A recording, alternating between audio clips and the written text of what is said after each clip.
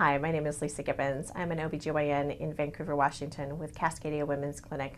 I was asked to talk about low birth weight, which low birth weight is actually an older term that we now use, intrauterine growth restriction in replacement of that. Intrauterine growth restriction's definition is less than the 10th percentile size on ultrasound. And what we really get concerned about with is the risks involved with about 40% of these less than 10th percentile babies for severe complications, including stillbirth. 40% of the time, these babies are just normal, small babies. There has to be someone at the end of that curve.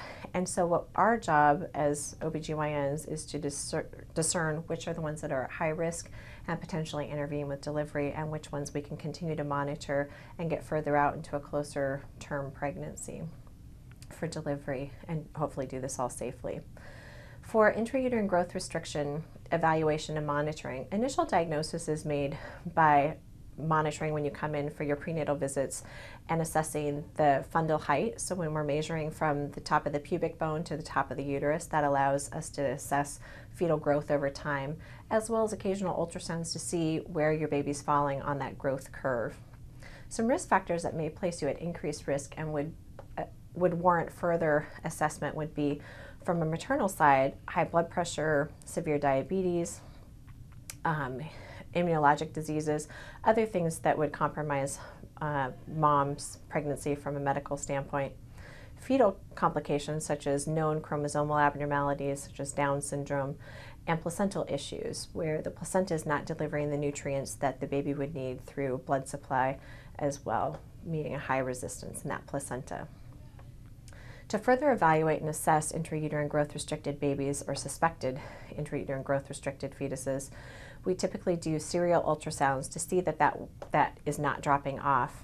Other things include monitoring with non-stress tests, so hooking ladies up to monitors much like they're monitored in labor and delivery units, and seeing how fetal heart rate reacts. Looking at baby's amniotic fluid, this gives us an assessment of baby's blood flow and overall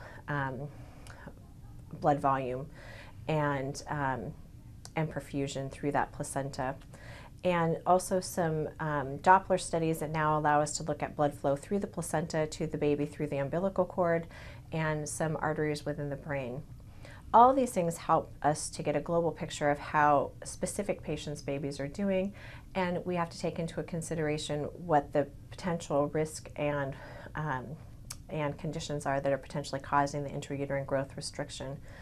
All of this is compiled for each patient and determined to see whether or not we need to intervene for delivery, or we can progress to a hopefully closer to term pregnancy and delivery at that time, with the ultimate goal being a happy, healthy mom and baby.